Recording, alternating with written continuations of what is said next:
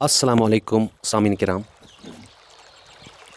जैसे कि थंबनेल से आपको पता चल गया होगा कि आज हम हज़रत सफ़िया बिनत हुयई की सच्ची कहानी को आपके सामने पेश करने की कोशिश करेंगे। और हज़रत सफ़िया बिनत हुयई का निकाह कैसे प्यारे नबी सल्लल्लाहु अलैहि वसल्लम के साथ तय हुआ था। लेकिन इस कहानी को शुरू करने से पहले सामीन आपसे गुजारिश है कि आप इस वीडियो को पूरा देखें ताकि आपको कोई कन्फ्यूजन या शुबा न रहे। तो कहानी शुरू करते हैं। जब नबी सल्लल्लाहु अलैहि वसल्लम मदीना हिजरत की, उस वक़्त वहाँ यहूदियों के 3 बड़े कबीले हुआ करते थे, बनु कुनैका, बनु नज़ीर, बनु कुरैज़ा। और उस वक़्त मदीने का नाम यसरिब हुआ करता था। अब बनु कुनैका और बनु नज़ीर जो कबीले थे, ये बड़े बड़े किलों में रहते थे। और जहाँ पर ये किलों में रहते थे, यानी बनु कुनैका और बनु नज़ीर, वहाँ की ज़मीन काफ़ी उपजाऊ हुआ करती थी, ज़रखेज़ हुआ करती थी।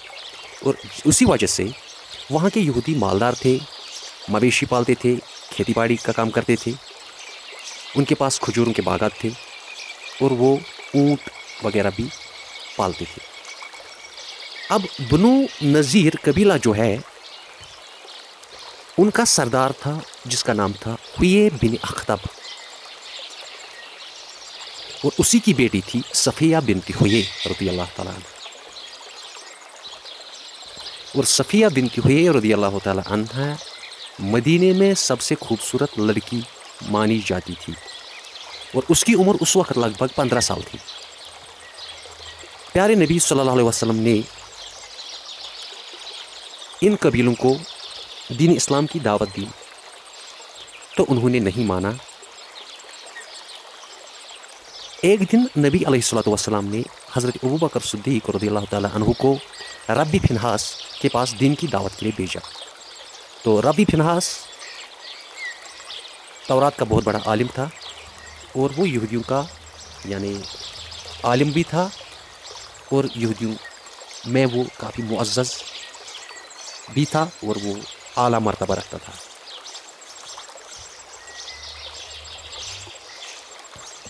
तो हज़रत अबू बकर सिद्दीक़ रज़ियल्लाहु ताला अन्हु रब्बी फिनहास के पास गया और उससे कहा कि मोहम्मद सल्लल्लाहु अलैहि वसल्लम पर ईमान लाओ, जिसका जिक्र तुम्हारी तौरात में भी है।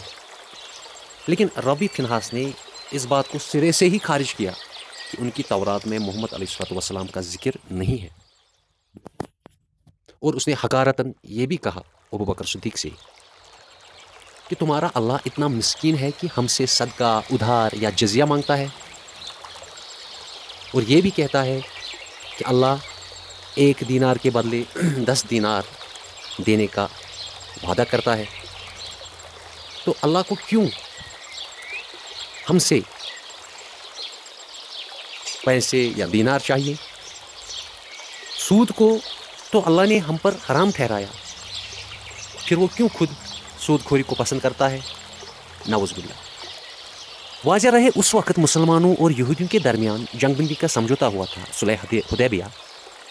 फिर जो रब्बी फिनहास ने कहा अबू बकर सिद्दीक़ रज़ियल्लाहु अन्हु से तानो तशनी की, अल्लाह के बारे में बदज़बानी की, इस पर सूरह अल इमरान की आयत नंबर 181 नाजिल हुई। लक़द समिअ अल्लाहु क़ौला लज़ीना क़ालू इन्नल्लाहा फ़क़ीरुन व नहनु अग़निया सनक्तबु मा क़ालू व क़त्लहुम अल अंबिया बिग़ैरि हक़्क़िन व नक़ूलु ज़ूक़ू अज़ाब हरीक़। तर्जुमा, यकीनन अल्लाह ताला ने उन लोगों का कौल भी सुना जिन्होंने कहा कि अल्लाह ताला फ़कीर है और हम तोंगर हैं, यानी मालदार हैं। इनके इस कौल को हम लिख लेंगे और इनका अंबियाओं की को बिला वजह कत्ल करना भी लिखेंगे और हम उनसे कहेंगे कि जलने वाले अजाब चखो। ये रब्बी फिनहास की इस बात के तनासुर में ये आयत करीमा नाज़िल हुई। या इसका तर्जुमा ऐसे हम कर सकते हैं इस आयत करीमा का कि बेशक अल्लाह ने इन यहूदियों की बात सुन ली जिन्होंने कहा कि अल्लाह मिस्कीन है और हम मालदार हैं। उन्होंने जो कुछ कहा और नबियों को कत्ल किया, हमने लिख दिया, सब लिख दिया। फिर हम कहेंगे जुलसाने वाले अजाब का मज़ा चाहो। अब इसके बाद, इस वाक़े के बाद, फिर 3 साल के बाद پیارے نبی علیہ الصلوۃ والسلام بنو نذیر کے سرداروں سے ملے بیعت کے لیے. اس دوران یہودیوں نے پیارے نبی صلی اللہ علیہ وسلم پر ایک بھاری برکھم پتھر پھینکنے کی سازش کی. تو جس نے یہ سازش کی، جو پتھر لے کر دیوار پہ کھڑا تھا آپ صلی اللہ علیہ وسلم پر پھینکنے کے لیے، وہ امیر بن جہاش تھا. اس کا حوالہ ابن اسحاق کی سیرت میں ہے. اس کے بعد حضرت علی کی رضی اللہ عنہ سرپرستی میں مسلمان فوج خیبر یعنی بنو نذیر کے قلعوں کی طرف بڑھنے لگی. بنو نذیر اپنے قلعوں میں چھپ گئے. صحیح مسلم حدیث نمبر 4326. عبداللہ ابن عمر رضی اللہ نے خبر دی کہ حضرت محمد صلی اللہ علیہ وسلم نے بنو نذیر کے کھجور کے درخت جلانے کا حکم دیا. صحیح بخاری کتاب 8 حدیث نمبر 420. انس رضی اللہ عنہ نے خبر دی کہ حضرت محمد صلی اللہ علیہ وسلم نے بت پرستوں کی قبروں کو اکھاڑنے، اوبڑ کھابڑ زمین کو ہموار کھجور کے درختوں کو گرا دینے کا حکم دیا. اس کے بعد مسلمان فوج نے 15 دن تک ان کو گھیرا گاٹا. پھر انہوں نے ہتھیار ڈالے. بنو نذیر نے ہتھیار ڈالے. محمد صلی اللہ علیہ وسلم نے انہیں مدینہ چھوڑنے کا حکم دیا اور مال پیچھے چھوڑنے کا بھی. انہوں نے ایسا ہی کیا، یعنی مال غنیمت میں آپ صلی اللہ علیہ وسلم اور مسلمانوں کو زیادہ محنت نہیں کرنا پڑی. حوالہ سورہ حشر آیت نمبر 6.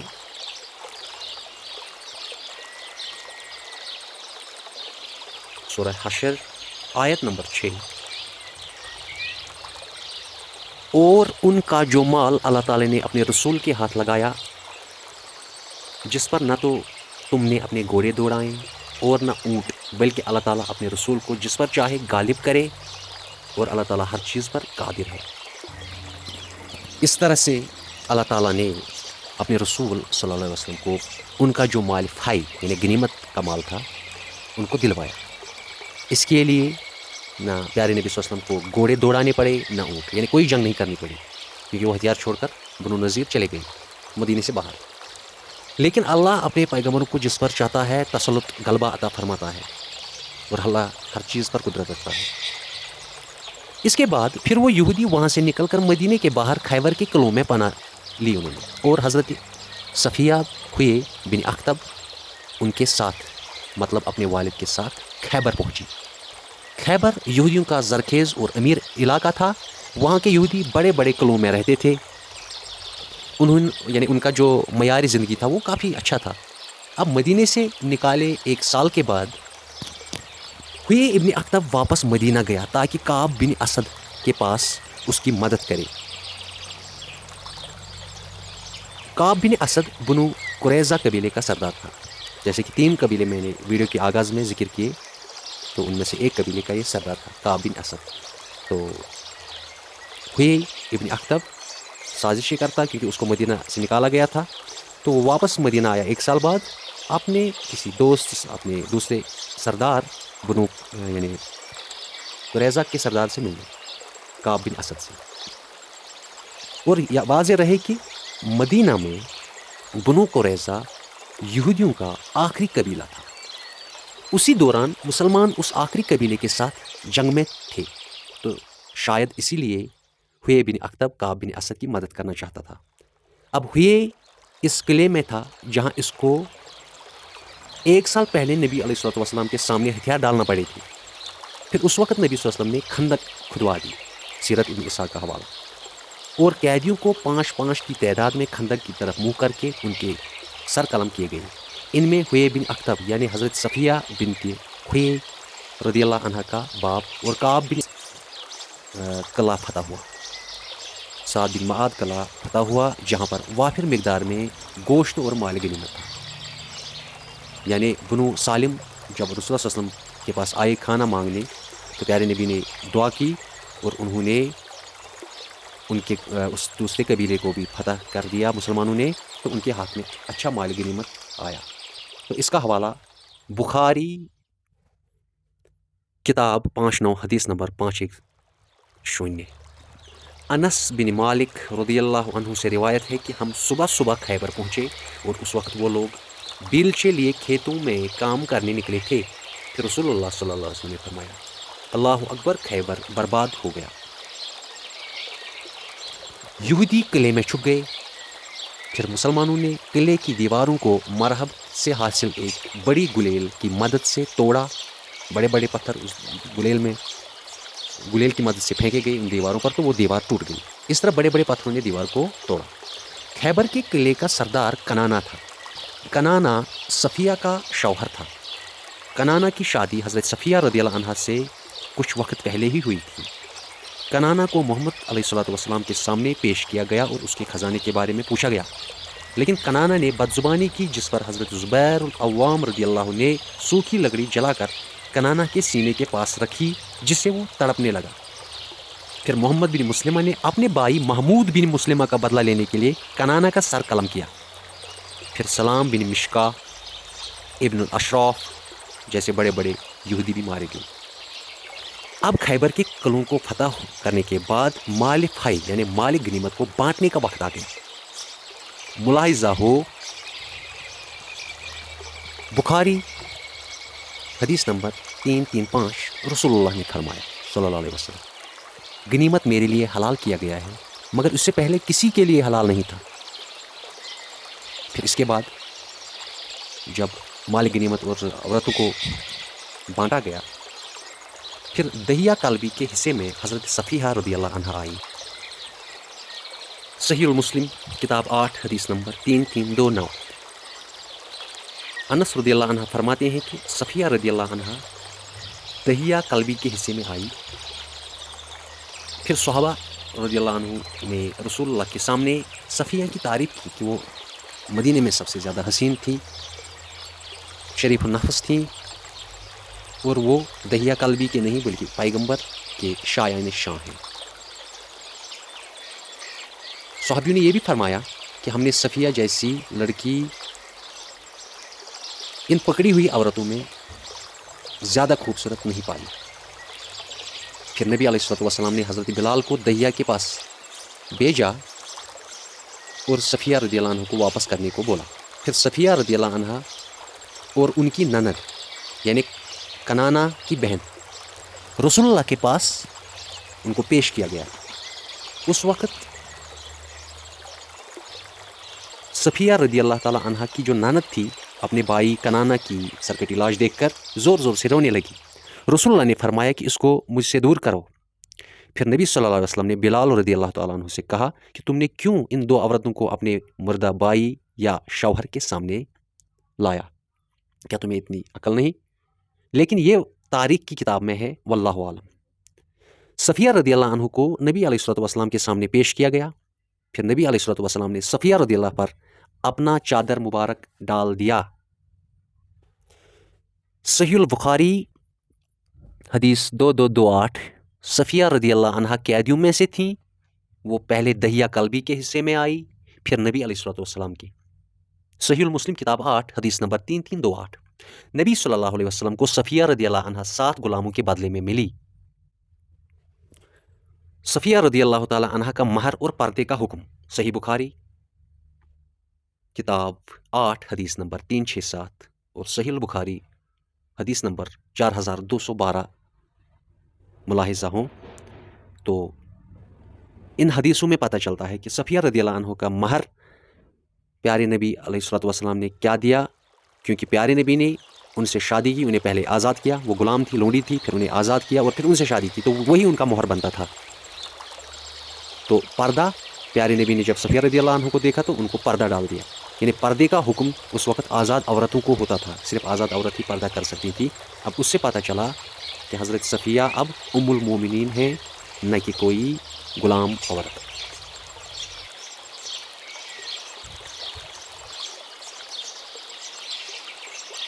यहाँ पर एक मसला हुआ था कि हज़रत दहिया कल्बी सफ़िया रदियल्लाहु को वापस नहीं करना चाहता, इसीलिए दहिया को 7 गुलाम दिए गए। तो इस मोल भाव के बाद उन्होंने सफ़िया रदियल्लाहु अन्हा को, प्यारे नबी सल्लल्लाहु अलैहि वसल्लम को वापस कर दिया।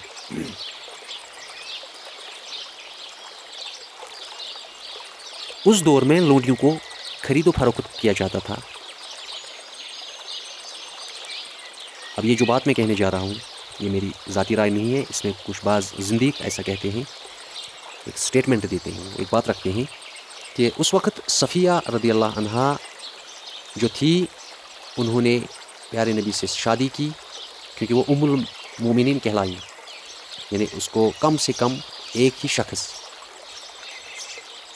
کے ساتھ رہنا پڑے، ورنہ اگر وہ غلام ہوتی تو ان کو ان کی خرید و فروخت ہو سکتی تھی، ان کو بیچا جا سکتا تھا آگے، نعوذ باللہ. تو یہ بعض مرتدین ملحدین کا ایک الزام ہے. تو اس وقت صفیہ رضی اللہ عنہ جب پیارے نبی سے نکاح ہوا 17 سال کی تھیں. اس دوران نبی علیہ السلام رات کو باہر نکلے اپنے خیمے سے اور انہوں نے کچھ آہٹ سنی اور ابو ایوب وہاں موجود تھے. تو پیارے نبی نے حضرت ایوب انصاری کو جب باہر دیکھا خیمے کے باہر تلوار لے کر، تو ان سے پوچھا کہ تم کیا کر رہے ہو ایوب انصاری رضی اللہ عنہ؟ تو اس نے کہا کہ یا رسول اللہ، رات ہی کو ہم نے اس جوان عورت کے شوہر کو اور اس کے والد کو قتل کیا، اس لیے مجھے خوف تھا کہ آپ پر یہ کوئی خطرہ نہ آئے. تو پیارے نبی صلی اللہ علیہ وسلم مسکرائے اور فرمایا بہت اچھا کیا آپ نے. یہ بھی سیرت کی کتاب سے ہے، بہرحال طبری نے اس کو نقل کیا، کوٹ کیا، واللہ عالم. تو یہ تھی کہانی حضرت صفیہ رضی اللہ عنہ کی. لیکن اور ایک بات ہے، ایک بار حفصہ رضی اللہ عنہ یعنی جو پیارے نبی کی اور ایک ازواج مطہرہ بیوی تھی، تو حضرت حفصہ رضی اللہ نے ایک بار حضرت صفیہ رضی اللہ کو یہودی کی بچی کہا. اس پر نبی وہ روئیں تو نبی علیہ السلام نے صفیہ کو کہا کہ تم کیوں روتی ہو، تم اسے کہو کہ تم نبی کی بیٹی ہو، یعنی حضرت موسیٰ علیہ السلام کی قوم سے ہو. اب اس کے بعد کیا ہوا، شادی کے بعد پھر محمد صلی اللہ علیہ وسلم 3 دن تک صفیہ کے ساتھ رہے، پھر خیبر واپس لوٹے.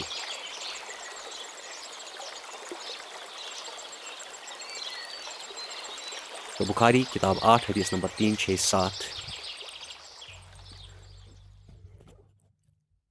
ثابت رضی اللہ نے انس سے پوچھا پیغمبر رضی اللہ صلی اللہ علیہ وسلم نے صفیہ رضی اللہ کو کیا مہر دیا؟